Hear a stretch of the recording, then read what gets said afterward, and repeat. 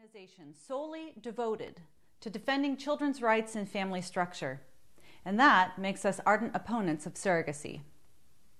This practice, widely considered a human rights violation across much of the world, aims to satisfy the desires of those who want to become parents. Yet it achieves that goal by violating children's fundamental rights. Justice is never served when the weak are forced to sacrifice for the strong. Surrogacy harms children in a variety of ways, from eugenics to commodification to health risks. But because this week the UN is focused on women, I'm going to address 3 ways surrogacy harms children related to the loss of their mother, and the stories and studies which support these claims. Number 1, trauma. Losing a parent is always traumatic for children, even at birth. Studies show that separation from the birth mother causes major psychological stress for the infant.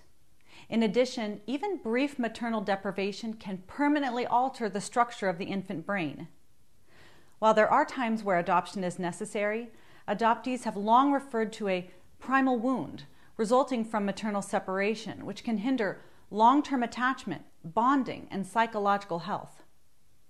One surrogate-born woman says, "When we have children in this world who already need homes, why are we intentionally creating children to go through adoption traumas?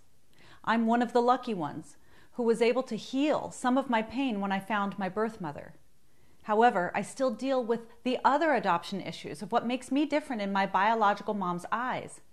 How can she consider the children that she intended to have her children and the children she had through surrogacy not equals?" One young man born of surrogacy writes, "I don't care why my parents or my mother did this. It looks to me like I was bought and sold.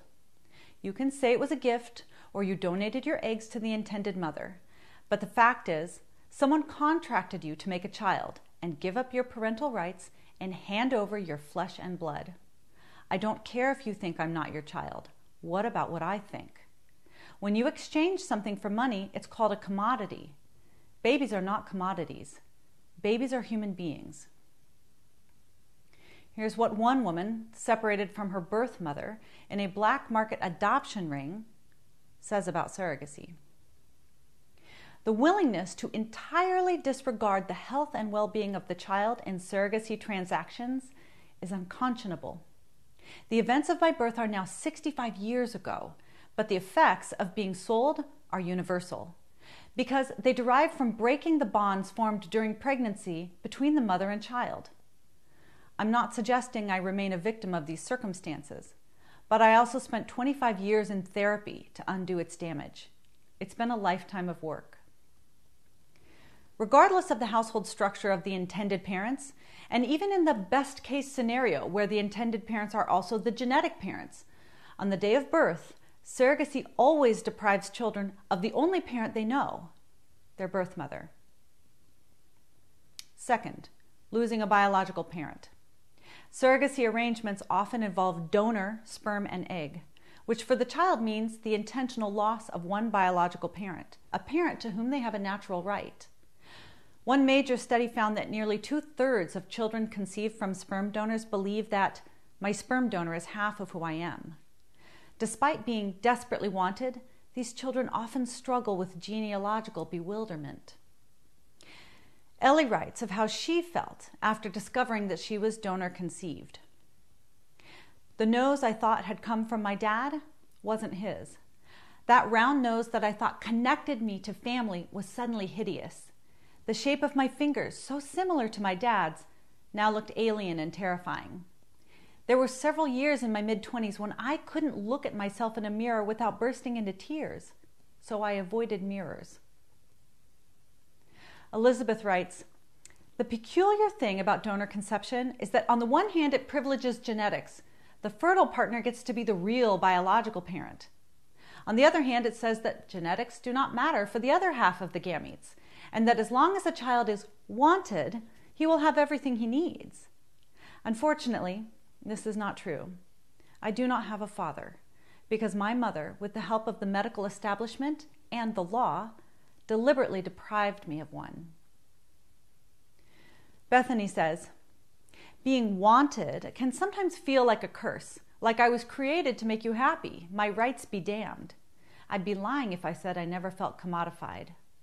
My experience as a donor-conceived person has made me realize that sometimes the most ethical thing to do is not satisfy a want. When I hear how much you wanted me, I can't help but also think about how much my dad did not want me. He knew the goal of his actions was to create a child he would have nothing to do with. Do you understand how that can hurt? That your want is canceled out by his lack of it? Children have been conceived via sperm donation for several decades, so we don't have to speculate about the impact that third-party reproduction has had on their lives. Donor-conceived children struggle disproportionately with depression, delinquency, and substance abuse. 80% of children conceived via sperm donation would like to know the identity of their donor. For some, finding their donor becomes a lifelong pursuit. Any process that intentionally severs a child's relationship to one or both biological parents is an injustice. This brand of injustice sets children up for a lifetime of loss and struggle. Number 3, intentional motherlessness. Oftentimes during surrogacy, children are denied a relationship with not just one mother, but two, both the mother whose voice they long for on the day of birth and the mother who gave them their green eyes. This loss is not due to tragedy as in adoption, but because the intended parents believe that mothers are optional. As these children grow, they will likely be told that gender doesn't matter in parenting and that all kids need is love. Yet motherless children often experience emotional anguish. Rihanna says, "I never had a mom's love and affection. I still suffer because of that abandonment feeling.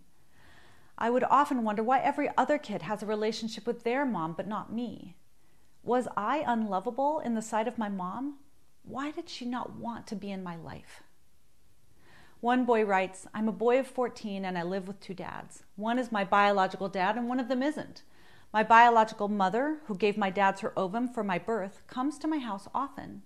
She's 38 and my dad's longtime friend. I want to call her my mom, but my dads get mad. I actually already call her mom when they're not around, and she likes it. She and I have lots of connections." Samantha says, "Me, my baby brother, my dad, and his partner Billy were the only family I'd ever known. One time I watched The Land Before Time. It was a traumatic experience. Littlefoot had a mother, and she died saving his life. Littlefoot spent the entire movie mourning the loss of his mother. It was in that moment as a 5-year-old girl that I realized there was such a thing as mother and that I didn't have one. I spent the rest of the day crying in the arms of a teacher I would never see again for a mother I never knew I had." Studies on same-sex headed homes validate these stories. One study, the National Health Interview Study, reviewed data on 512 same-sex headed homes and found that emotional problems were over twice as prevalent for children with same-sex parents than for children with opposite-sex parents. Endorsing motherless homes normalizes the destruction of the biological parent-child relationship. Intentionally severing the bond with mother or father denies children the two adults who are statistically the most likely to be protective of, attached to, and invested in them. Not only that, they are the only adults who can provide children with the biological identity that they crave. Now, I want to take a moment to address why adoption supports children's rights, while surrogacy violates children's rights. Adoption seeks to mend a wound after a child has tragically lost their parents. Third-party reproduction and surrogacy creates the wound. When adoption is done right, every child will be placed with loving parents, but not every adult will get a child. Adoption requires adults to submit to intense screening and vetting. Fertility and surrogacy clinics seek to give a child to any adult, regardless of their mental or physical fitness. In adoption, the adults seek to support the child's needs and longings. In surrogacy, the children must support the adult's desires and longings. Because of these critical differences, adopted children fare better when it comes to household stability, substance abuse, emotional problems, and identity questions than donor-conceived children. In summary, a just society cares for orphans. It doesn't create them. That some children suffer the tragic loss of one or both parents during childhood does not intentionally justify denying a child a relationship with their mother or father at conception. Just because some children are relinquished by their birth mother doesn't justify intentionally severing the mother-child bond upon birth. Children have a right to their mother and father.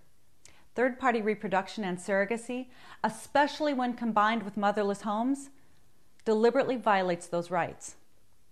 One donor-conceived woman said it best: reproductive technologies are not a new way of creating families. It's a new way of ripping them apart.